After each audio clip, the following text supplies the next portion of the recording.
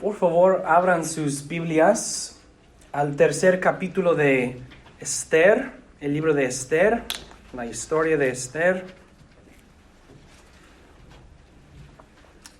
En este sermón vamos a estudiar el capítulo 3 de este libro.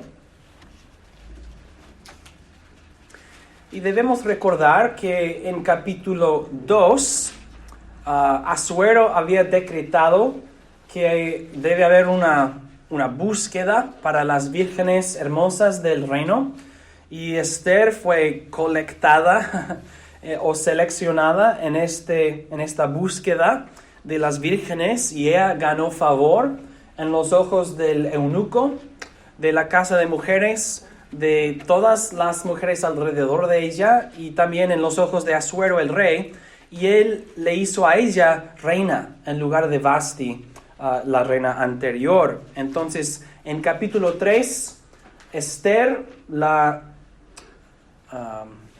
israelita, ella es una israelita, una hija de Abraham, es ahora la reina del reino de los persas, y su tío Mardoqueo obviamente está alrededor de ella. No sabemos exactamente si era un oficio en el reino o no, o solamente un habitante de la ciudad, pero en este capítulo, en capítulo 3, vamos a ver otro personaje que entra en la historia de Esther, un hombre que se llama Amán. Leamos entonces Esther capítulo 3, y noten que los eventos de capítulo 3 ocurren más o menos 4 o 5 años después de capítulo 2. Entonces, en capítulo 3 ya han pasado 4 o 5 años. Esther ha sido reina por unos años y tiempo ha pasado. Ahora, Esther capítulo 3, esto es la palabra de Dios. Después de estas cosas, el rey Asuero engrandeció a Amán, hijo de Hamedatá, el agageo. Lo enalteció y puso su sitial más alto que el de todos los magistrados que estaban con él. Todos los servidores del rey que estaban a la puerta real se arrodillaban y rendían homenaje a Amán, porque así había mandado el rey con respecto a él, con respecto a Amán. Pero Mardoqueo no se arrodillaba ni le rendía homenaje. Entonces los servidores del rey que estaban a la puerta real preguntaron a Mardoqueo: ¿por qué desobedeces la orden del rey? Y aconteció que como le hablaban día tras día de esta manera, y él no les hacía caso, lo denunciaron ante Amán para ver si las palabras de Mardoqueo se mantendrían firmes, porque él les había declarado que era judío. Cuando Amán vio que Mardoqueo no se arrodillaba ni le rendía homenaje, Amán se llenó de ira, pero tuvo como poca cosa echar mano solo sobre Mardoqueo, pues ya le habían informado cuál era el pueblo de Mardoqueo. Amán procuró destruir a todos los judíos, el pueblo de Mardoqueo, que estaban por todo el reino de Asuero. En el mes primero, que es el mes de Nisán, del año 12 del rey Asuero, fue realizado delante de Amán un pur, es decir, un sorteo, para elegir un día y un mes. Y salió el mes 12º, que es el mes de Adar. Luego Amán dijo al rey Asuero: hay un pueblo disperso y separado entre los pueblos en todas las provincias de tu reino, cuyas leyes son diferentes de las de cualquier pueblo. Ellos no observan las leyes del rey, y el rey no tiene ventaja en dejarlos vivir. Si al rey le parece bien, que se decrete por escrito que se los destruya, y yo pesaré en manos de los administradores de las obras públicas 330,000 kilos de plata, que serán traídos a los tesoros del rey. Entonces el rey se quitó el anillo de su mano y se lo dio a Amán, hijo de Amedata, el agageo, enemigo de los judíos. Y el rey dijo a Amán: la plata sea para ti y también el pueblo, para que hagas con él lo que te parezca bien. Entonces fueron llamados los escribas del rey el día 13 del mes primero, y conforme a todo lo que mandó Amán, se escribió a los sátrapas del rey, a los gobernadores de cada provincia y a los magistrados de cada pueblo. A cada provincia se escribió según su escritura y a cada pueblo en su idioma. Se escribió en nombre del rey Asuero y se selló con el anillo real. Y las cartas fueron enviadas por medio de mensajeros a todas las provincias del rey para destruir, matar y exterminar a todos los judíos, desde los jóvenes hasta los ancianos, los niños y las mujeres, en un solo día, el 13 del mes 12º, que es el mes de Adar, y para tomar botín de ellos. Una copia del documento debía ser promulgada como ley en cada provincia y debía ser proclamada a todos los pueblos a fin de que estuvieran preparados para aquel día. Los mensajeros salieron deprisa por mandato del rey. El decreto fue promulgado en Susa, la capital. Luego el rey y Amán se sentaron a beber, pero la ciudad de Susa estaba consternada.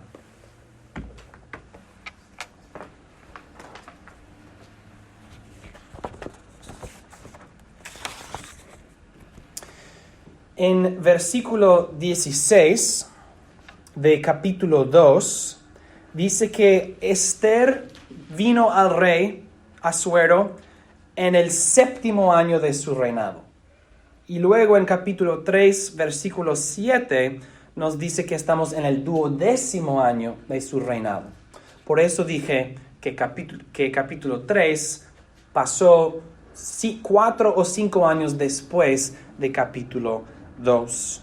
Entonces estamos en el 12º año del reinado de Asuero y somos introducidos o presentados a un hombre quien se llama Amán. Un hombre se llama Amán.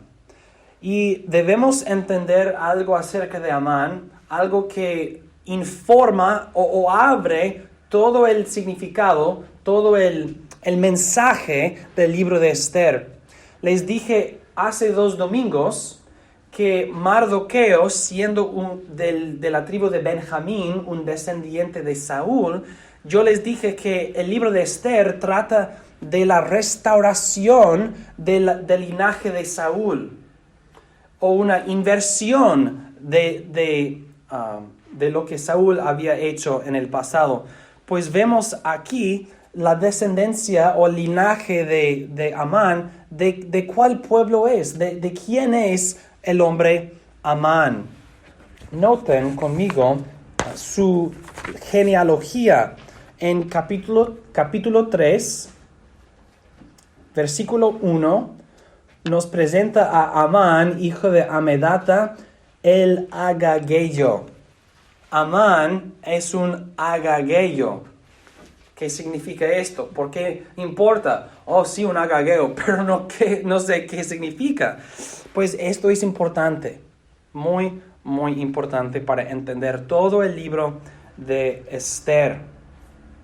Entonces, en sus boletines les he dado varias escrituras que nos ayudan a entender qué pasa, qué está pasando en Esther. Leamos 4 porciones, 4 pasajes de las escrituras que nos ayudarán a entender este libro. Primero, Éxodo 17, 14 al 16. Entonces el Señor dijo a Moisés: escribe esto en un libro como recordatorio y di claramente a Josué que yo borraré de todo la memoria de Amalek de debajo del cielo. Moisés edificó un altar y llamó su nombre El Señor es mi bandera. Y dijo: por cuanto alzó la mano contra el trono del Señor, el Señor tendrá guerra contra Amalek de generación en generación. Lo que está pasando es que cuando los israelitas salieron de Egipto y iban a entrar en Canaán, durante su éxodo, el rey Amalek y su ejército atacó a Israel sin provocación. Amalek y su ejército, ellos atacaron a Israel y los israelitas triunfaron sobre ellos cuando Moisés levantó sus brazos y Josué y otro hombre soportaron sus brazos para mantener la victoria, etc. Ustedes recuerdan de esta historia. Pues el enemigo en esta historia era Amalek y el pueblo de Amalek. Y Jehová, Dios, pronuncia en una manera muy firme que yo tendré guerra contra Amalek de generación en generación. Dios declara guerra perpetua contra Amalek y sus descendientes. Bueno, vamos a seguir a Deuteronomio 25, 17 al 19. Y recuerden que en Deuteronomio la primera generación ha muerto. La primera generación de los israelitas que salieron de Egipto se han muerto en el desierto y Moisés está preparando la siguiente generación de israelitas para entrar en la tierra de Canaán. Deuteronomio 25, 17 al 19. Acuérdate de lo que te hizo Amalek en el camino cuando salieron de Egipto. Como estando tú cansado y agotado, te salió al encuentro y sin temor de Dios desbarató tu retaguardia y a todos los debilitados que iban detrás de ti. Sucederá que cuando el Señor tu Dios te haya dado reposo de todos tus enemigos de alrededor, en la tierra que el Señor tu Dios te da por heredad para que tomes posesión de ella, entonces borrarás de debajo del cielo la memoria de Amalek. No te olvides. Entonces en Éxodo Dios declara guerra perpetua contra Amalek. En Deuteronomio Dios dice, yo no me he olvidado, ustedes tampoco deben olvidarse que tengo una guerra contra ellos. Y cuando ustedes entran en la tierra y tienen su herencia en la tierra, ahora quiero que ustedes entonces borren de memoria a Amalek y sus descendientes. Ahora vamos a seguir a 1 de Samuel, capítulo 15.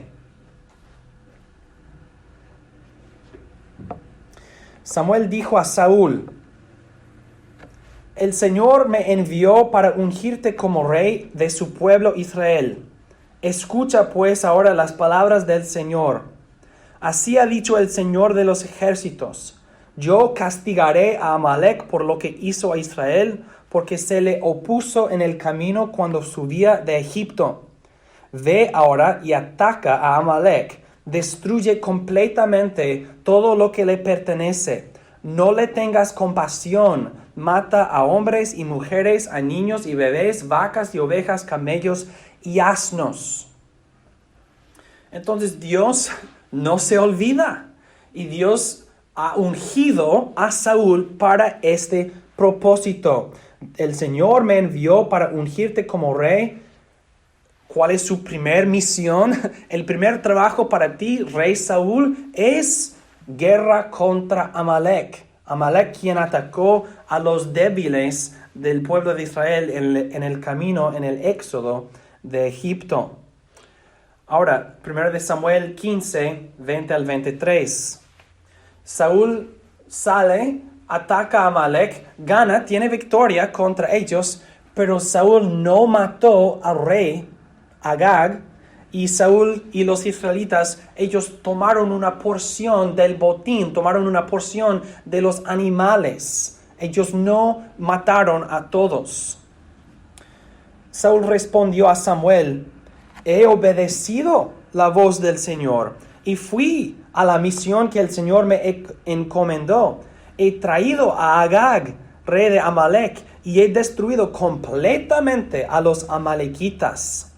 Pero el pueblo tomó del botín ovejas y vacas, lo mejor del anatema, para sacrificarlas al Señor tu Dios en Gilgal. Entonces Samuel preguntó, ¿Se complace tanto el Señor en los holocaustos y en los sacrificios como en que la palabra del Señor sea obedecida? Ciertamente el obedecer es mejor que los sacrificios y el prestar atención es mejor que el cebo de los carneros. Porque la rebeldía es como el pecado de adivinación y la obstinación es como la iniquidad de la idolatría. Por cuanto tú has desechado la palabra del Señor, Él también te ha desechado a ti para que no seas rey. Entonces la historia de Saúl como rey es, Samuel le dice, yo te he ungido rey para que tú borres de memoria al pueblo de Amalek. Saúl sale, pero no lo hace según la palabra del Señor. Él decide, voy a permitir que su rey Agag viva y yo voy a permitir que los soldados tomen de los animales los mejores y vamos a dedicarlos al Señor como sacrificios. Y Samuel dice, eso no es lo que Dios había mandado, porque no lo hiciste. Y por cuanto tú no has escuchado a Dios, por cuanto tú has desechado la palabra del Señor, Él te ha desechado a ti para que no seas rey. Entonces, el fracaso de Saúl, la caída de Saúl, tiene a su centro, al centro de eso, es los amalequitas y el rey Agag, a quien Saúl no mató, pero debe haber matado. Ahora, en el libro de Esther, ¿qué vemos? Mardoqueo, hijo del tribu de Benjamín, de Quis, y Amán, el agagueyo. Vemos en Esther una repetición, es Israel contra Amalek otra vez. Eso es lo que está pasando.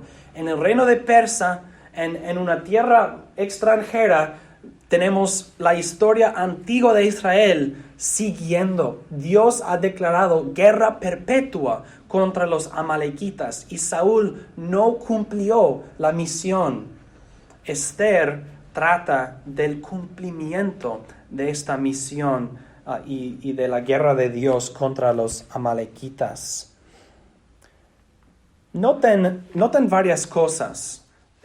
Sabiendo esto, abre el significado del libro y también nos ayuda a entender ciertos detalles. En capítulo 3 y en el resto del libro, la genealogía de Mardoqueo y la genealogía de Amán son importantes. Ahora entendemos por qué. Entendemos, uno es de Benjamín, otro de Amalek. Y dice en capítulo 3, en versículo 4 al fin, dice, porque él les había declarado que era judío. Mardoqueo había anunciado, yo soy un judío. Y Amán sabe, es un judío. Entonces tenemos un agagueyo, un amalequita y un israelita, un hombre de Benjamín. Esto significa también por qué Amán quiere matar a todos los judíos, no solamente a Mardoqueo. Amán está diciendo, sí, vamos a continuar la guerra entre nuestros pueblos, entre nuestras naciones. No es suficiente matarte a ti, Mardoqueo. Yo quiero matar a todos ustedes israelitas que han sido un enemigo de nosotros por siglos. Esto también significa, ¿por qué desobedece Mardoqueo la orden del rey? En capítulo 3, versículo 2, dice que todos los servidores del rey que estaban a la puerta real se arrodillaban y rendían homenaje a Amán, porque así había mandado el rey con respecto a él. Y en versículo 3, ¿por qué desobedeces la orden del rey?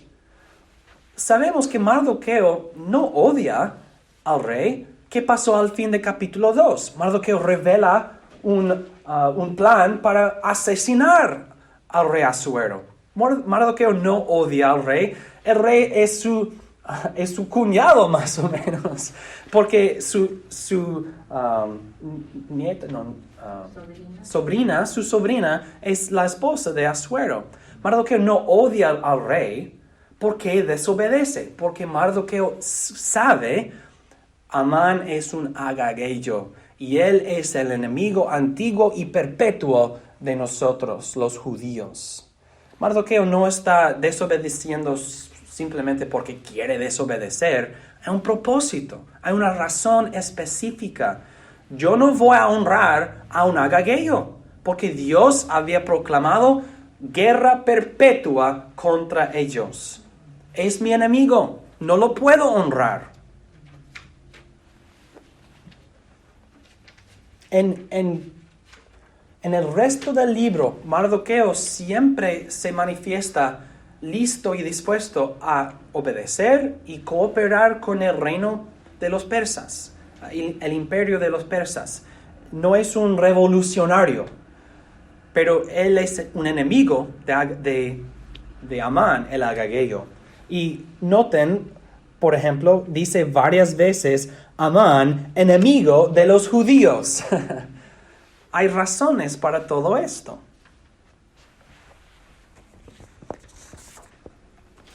Entonces, al terminar capítulo 3, la escena está preparada para el resto del libro. Conocemos a todas las personas y conocemos su genealogía. Ahora entendemos y conocemos sus motivos, por qué hacen lo que hacen, y ahora entendemos el trasfondo, la historia de Israel y de la guerra contra el pueblo de Amalek y de Agag el rey.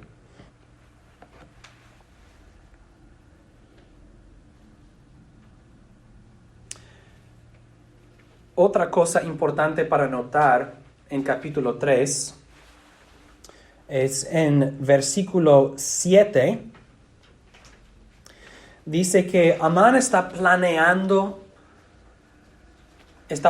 su venganza o su guerra contra los judíos y está echando suertes. Dice, fue realizado delante de Amán un pur, es decir, un sorteo para elegir un día y un mes. Es como echar suertes. ¿En cuál mes debo acercarme al rey? ¿Y en cuál día debo venir al rey con mi plan? Porque Amán necesita el permiso del rey. Él no puede salir para matar a un pueblo en el imperio sin el permiso del rey. Pero no sabe si recibirá el permiso o no. Entonces él piensa, quizás los dioses me guiarán. Entonces voy a echar suertes para elegir un mes y un día para acercarme al rey con mi petición, con mi plan. Y el pur, la suerte, el sorteo, elige un cierto mes en el 12º año del reinado de Asuero. Y Amán se acerca a Asuero y Asuero decide, ok, ¿por qué no? Asuero dice que sí. Tú puedes cumplir tu plan, Amán, si quieres. ¿Por qué está de acuerdo el rey? Porque Amán promete una cantidad de dinero para el rey. Noten en versículo 9. Yo pesaré en manos de los administradores de las obras públicas 330,000 kilos de plata. Amán está diciendo, yo proveeré todos los fondos para esta guerra. No te va a costar nada, rey Asuero. Permíteme hacer esto y yo tomaré sobre mí el costo completo. Yo voy a contribuir a los tesoros del rey una cantidad suficiente para financiar la guerra. Y el rey dice, bueno, el dinero y el pueblo están en tus manos. Ve, haz lo que quieras. El rey dice, y Amán argumenta, dice, este pueblo no guarda tus leyes. No te conviene soportar, no te conviene tolerar a este pueblo. Y el rey Asuero dice, ok, personas difíciles en mi reino van a morir, yo voy a recibir dinero, win-win, victoria, victoria para mí. Todo parece que está en su favor. El rey Asuero entonces está de acuerdo. Él dice, sí, haz lo que quieras, tú puedes. Si el decreto sale con el anillo del rey para sellarlo, para dar autoridad al decreto, y sale a todas las provincias, en todos idiomas, etc.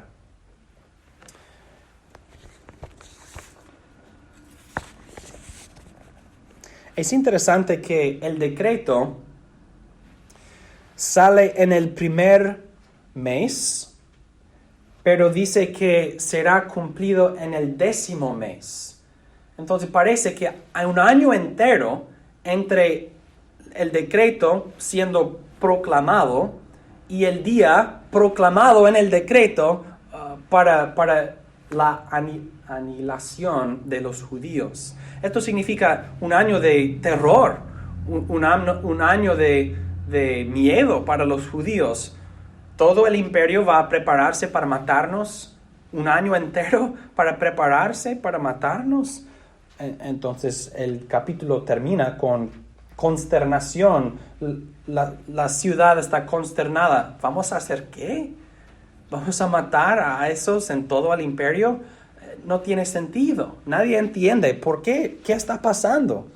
Y los judíos obviamente están en terror. Ellos no entienden por qué está pasando esto. ¿Y qué pueden hacer para defenderse? Si todos los judíos en el imperio de los persas murieran, todos los judíos morirían, porque el extenso del imperio era gigante. Había pocos judíos afuera del imperio de los persas, quizás unos en las tierras de los griegos, pero esto sería una muerte completa de todos los judíos si desarrolla así como ha sido decretado. Entonces, hermanos, ¿qué podemos aprender de este capítulo? Hemos explicado el texto con el trasfondo de la guerra entre Dios y los amalequitas. Hemos considerado detalles del texto acerca de los motivos de Amán y por qué el rey está de acuerdo y qué significa esto para el pueblo de los judíos, etc. Ahora vamos a considerar cuatro puntos, 4 cosas, 4 lecciones de capítulo 3 de Esther. Número 1, Dios es soberano sobre la suerte. Dios es soberano sobre la suerte. Vamos a ver que al fin de Esther hay una fiesta. Una fiesta que celebran cada año hasta este día. Y la fiesta se llama Purim. Noten en capítulo 3, versículo 7, fue realizado delante de Amán un pur. Un pur es una suerte, un sorteo. Si echas suertes, estás echando Purim. Entonces, la idea de Purim, de suertes, es una de las ironías del libro de Esther.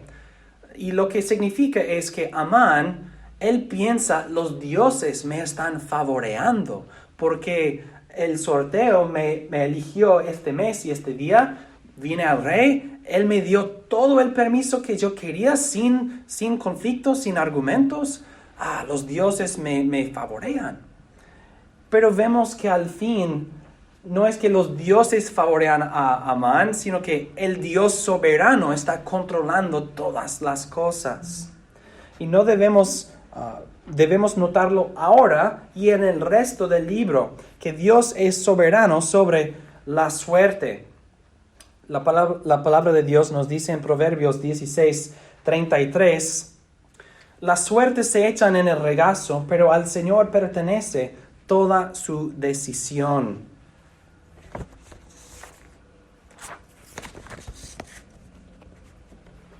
Nosotros echamos suertes en ciertos casos porque significa que es imposible que una persona controle el resultado. Si echas una suerte, hay tantas variables en la situación que el resultado nosotros decimos es la suerte. Nadie puede controlar el número que saldrá cuando echamos esa suerte. Entonces, desde nuestra perspectiva, es imposible controlar. Por eso decimos que entre tú y yo es justo. Heads or tails. Nosotros, ¿cómo se dice? To flip a coin. Una moneda, ¿sí? Cara o sello. ¿Perdón? Cara o sello. Sí, cara o sello. Cara o sello. Si nosotros decimos cara o sello, estamos diciendo, tú no vas a decidir, ni yo tampoco. Cara o sello, vamos a permitir que el chance o la suerte decida. Y ahora nadie puede decir, pues tú lo hiciste o yo lo hice. Y así usamos una moneda para cosas no importantes. Pero las Escrituras nos dicen que Dios es soberano sobre todas estas cosas.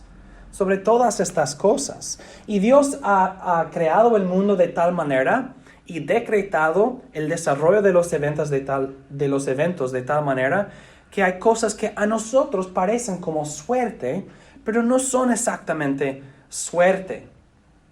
Dios es soberano sobre todas estas cosas. En las Escrituras leemos acerca de los arqueros que mataron al rey Acab. Pero dice que el arquero, él dirigió su arco en el aire. No apuntó a Acab para matarlo. Él simplemente...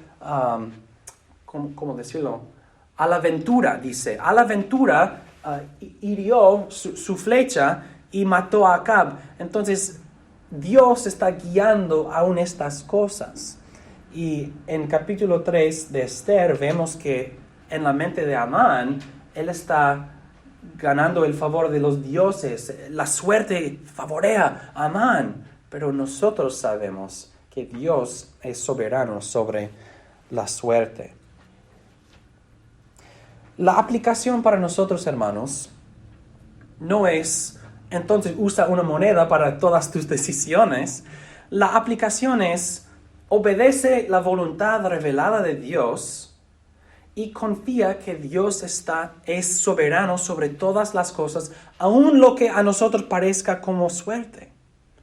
Debemos decir, yo voy a obedecer los mandamientos de Dios. Y yo voy a confiar que todos los variables en este mundo, y hay más variables que nosotros entendemos, Dios es soberano sobre todas estas cosas. Mi deber es obedecer a Dios. Mi deber es guardar sus Deuteronomio 29:29, las cosas secretas pertenecen a Dios.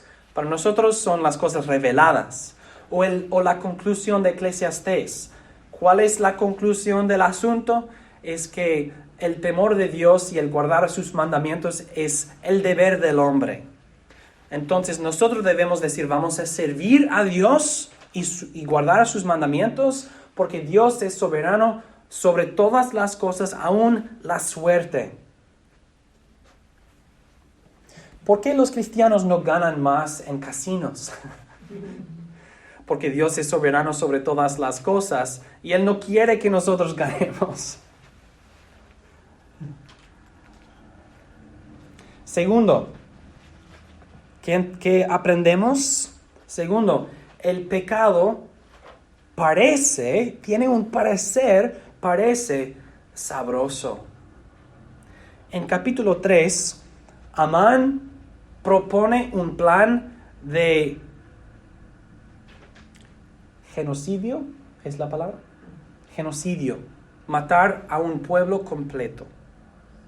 Amán propone la genocidio abiertamente a Asuero. Pero pero lo presenta para hacer algo muy pecaminoso, lo presenta en una manera muy sabrosa. O Reasuero, este pueblo, ellos causan muchos problemas. No te conviene tolerarlos, Asuero. Y yo voy a contribuir una cantidad de plata a los tesoros del rey. Entonces el rey piensa, un pueblo problemático va a desaparecerse y yo voy a enriquecerme. Esto me parece bueno, pero es un pecado. Es el genocidio, es el asesino, el matar de un pueblo completo. El pecado frecuentemente parece, me gustará mucho, me va a gustar esto. Tiene un parecer bueno, pero no lo es. Esto es un ejemplo de cómo funciona la tentación. Proverbios capítulo 1. Así empieza el libro de los Proverbios. Después de la introducción, que el temor de Jehová es el principio de la sabiduría. ¿Cuál es la primera parte de la enseñanza? Dice, hijo mío, si los pecadores te quisieran persuadir, no lo consientas. Ellos quieren persuadirte. Ellos quieren hacer que el pecado parezca sabroso. Eso es bueno. Eso es sabroso. Hay placer en esto.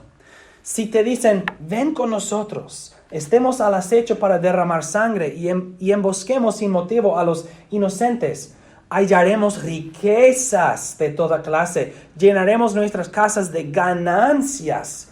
Echa tu suerte con nosotros, tengamos todos una sola bolsa. Hijo mío, no andes en el camino de ellos, aparta tu pie de tus senderos, porque sus pies corren al mal y se apresuran a derramar sangre. Ciertamente en vano se tiende la red ante los ojos de toda ave. Pero ellos ponen acechanzas a su propia sangre y a sus propias vidas ponen trampa. Tales son las sendas de todo el que es dado a la codicia, la cual quita la vida a los que la poseen. Noten, los pecadores quieren persuadirte. Vamos a ganar, versículo 13. Hallaremos riquezas, llenaremos nuestras casas de ganancias. Te van a persuadir con riquezas y ganancias. Pero versículo 18, están poniendo trampa para su propia vida. Los métodos que ellos usan para ganar sus ganancias ilícitas serán los mismos métodos y los mismos medios que entonces matarán a ellos mismos. Caerán en sus propias trampas. ¿Qué va a pasar en Esther? Pues vamos a ver que lo que Amán planea en pecado para otros, esto es lo que va a pasar a él. El pecado parece sabroso. Hay un beneficio para mí. Hay un placer para mí en esto. Pero no lo es. No lo es. ¿Recuerdan ustedes los remedios preciosos contra las artimañas del diablo? Número 1, que fue el primer método del diablo para tentarnos al pecado, fue que el diablo, Satanás, esconde el anzuelo en la carnada. Satanás presenta la carnada. Esto me parece sabroso, pero hay un anzuelo en ella. Así también el pecado parece sabroso. Hay algo bueno para mí en esto, pero es una trampa. Asuero, no consientas. Asuero, eso es genocidio, no consientas. Nosotros también debemos usar la ley de Dios como una luz para ver con claridad. Eso no es bueno. Parece bueno, pero con la luz de la ley de Dios no lo es. No es bueno. Eso es injusto, eso es inmundo, no es santo.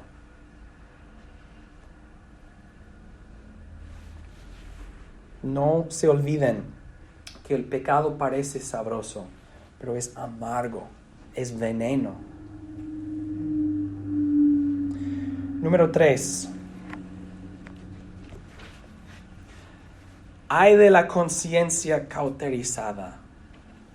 Una conciencia que no está consciente. Hay de la conciencia cauterizada. Al fin, ¿cómo termina capítulo 3 de Esther? Versículo 15. Los mensajeros salieron deprisa por mandato del rey. El decreto fue promulgado en Susa, la capital.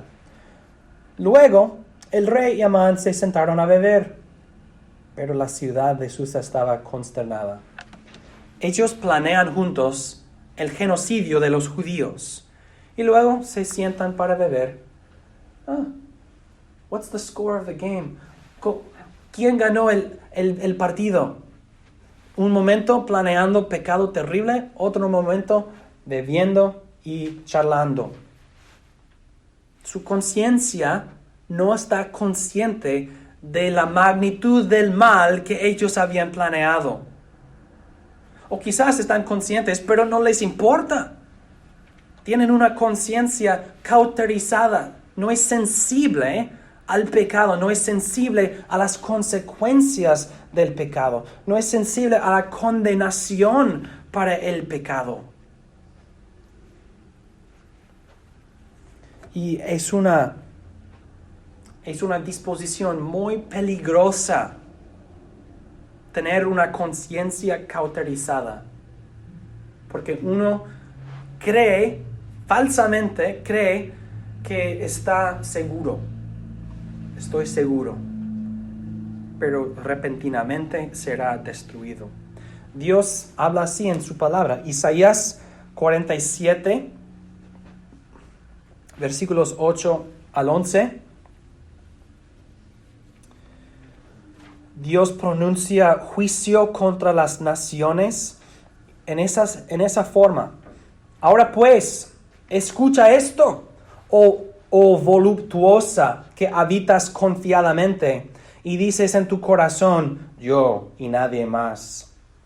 Confiaste en tu maldad, y dijiste, nadie me ve. Tu sabiduría y tu conocimiento te han engañado, y tú dijiste en tu corazón, yo y nadie más. Vendrá sobre ti un mal que no podrás impedir con conjuros. Caerá sobre ti una ruina que no podrás evitar con rescate. De repente vendrá sobre ti una devastación que no te imaginas. Cuando dice habitas confiadamente o confiaste en tu maldad, significa vivías en maldad y descansabas en tu maldad. Estoy en maldad y me siento cómodo. Estoy cómodo en mi maldad. Estoy confiado, descansado, en reposo en mi maldad. Todo está bien. De repente vendrá sobre ti una devastación que no te imaginas. La conciencia cauterizada dice, todo está bien. Nadie me ve. Yo y nadie más. Y Dios dice, yo vengo por ti. Yo vengo. Ahora pues, escucha esto. Vendrá sobre ti un mal que no podrás impedir con conjuros, una ruina que no podrás evitar con rescate, una devastación que no te imaginas. Ay, de la conciencia cauterizada. Si escuchas esto, es una oportunidad para evitar la completa cauterización de la conciencia. Si Dios nos permite endurecernos a nosotros mismos, llegamos a un punto en que no podemos ser salvos, no porque Dios es incapaz, sino porque Dios nos ha permitido seguir en nuestro propio curso. Y no podemos oír, no queremos oír, no vamos a oír. Porque no me importa, no lo quiero. Pero si todavía tienes esta sensación, esta sensibilidad de culpa, de condenación, de culpabilidad, de pecado y pecaminosidad, si estas cosas todavía te hacen sentir, no es demasiado tarde. No es demasiado tarde. Pero ay de la conciencia cauterizada, yo y nadie más. Nadie me ve, confío en mi maldad. Yo habito confiadamente en mi pecado. Ay de tal persona y ay de tal conciencia. Humíllate en los ojos del Señor y Él te levantará con el evangelio de su Hijo Jesucristo.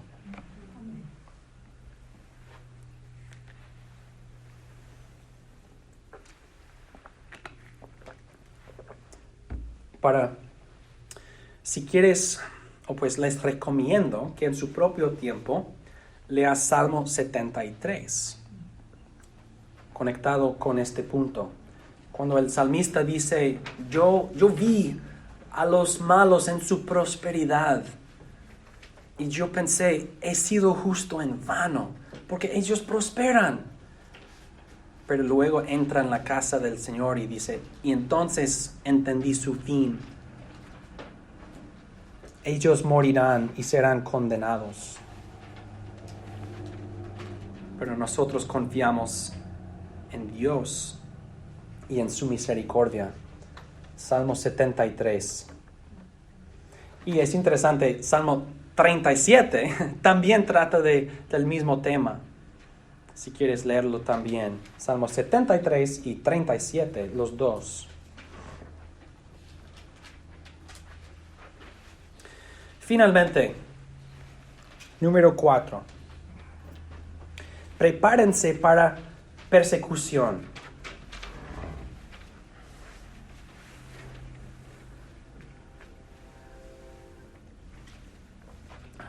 Esther, capítulo 3, versículo 8. Hemos mencionado este versículo varias veces.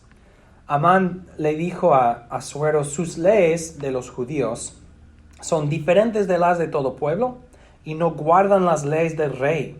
Y al rey nada le beneficia el dejarlos vivir o el tolerarlos.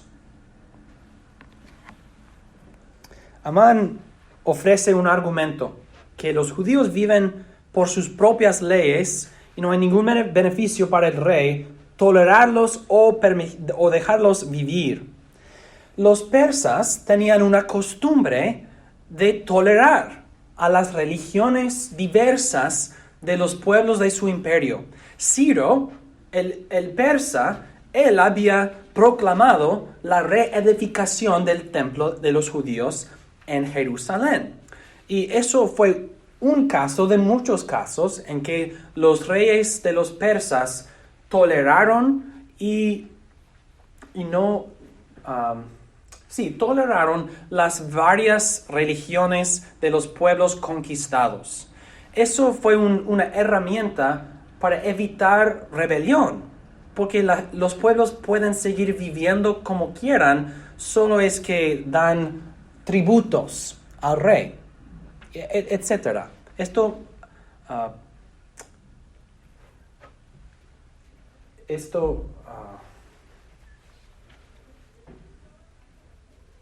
Estoy perdiendo mis palabras. Esto promueve la paz en el reino, en el imperio. Pero Amán dice, su religión es tan diferente que no hay beneficio en tolerarlos o dejarlos vivir. Nosotros debemos reconocer que más y más en nuestra cultura, en nuestra sociedad, nuestras leyes son muy diferentes de las leyes del pueblo alrededor de nosotros. Mucho más que 50 años antes o 100 años antes. No hay nada nuevo debajo del sol. Estas cosas han pasado antes, pasarán otra vez. Pero en nuestra posición en el tiempo y el desarrollo del tiempo, estamos viendo un cambio en nuestra sociedad y en nuestra cultura. Y debemos prepararnos para este argumento en el gobierno. No nos beneficia tolerarlos. Sus costumbres son tan diferentes que no nos beneficia tolerarlos. Ellos no guardan las leyes del rey. Cuando la inmoralidad de nuestra cultura más y más se convierte en la ley de nuestra tierra, más y más nuestras leyes son opuestas a las leyes de la tierra. Nosotros nos oponemos al aborto y a la homosexualidad y mucho más. Cosas que ahora son lícitos, son legales pero no son morales. Más y más lo que es legal en nuestro país para nosotros será inmoral. Y debemos prepararnos para esto. Mi plan es, al fin del libro, dedicar un sermón a cuáles son unas de las leyes de la tierra en que vivimos, a que no debemos sujetarnos, que no podemos obedecer. Y cuando el pueblo nos pregunta, ¿por qué desobedeces la orden del rey? Tenemos que estar preparados para decir, porque la ley de Dios dice esto. Sí, pero estas cosas son antiguas. Sí, Mardoqueo no honra a Amán por algo que pasó como 800 años antes o más. No estudié los años específicos, pero el tiempo entre el Éxodo y Esther es siglos y siglos y siglos. Pero Dios había dicho, no te olvides. Yo declaro guerra perpetua contra Amalek y su pueblo. No te olvides. Y Amán fielmente dice, no voy a honrar a nuestro enemigo, aun si significa que estoy desobedeciendo al rey. Nosotros también debemos reconocer Juan 15:20. El siervo no es mayor que su señor. Si a mí me han perseguido, también a ustedes los perseguirán. Si han guardado mi palabra, también guardarán la de ustedes. El mundo nos odiará porque odia a Jesucristo. Odia a Jesucristo. No somos mayores que nuestro Señor. Si Él sufrió el odio de la cultura del mundo, nosotros también debemos estar preparados para sufrirlo y contarlo como una honra para nosotros. Benditos o bienaventurados somos cuando nos maltratan. No estamos buscando maltratamiento, pero si sufrimos en el nombre del Señor o por el nombre del Señor, somos bienaventurados.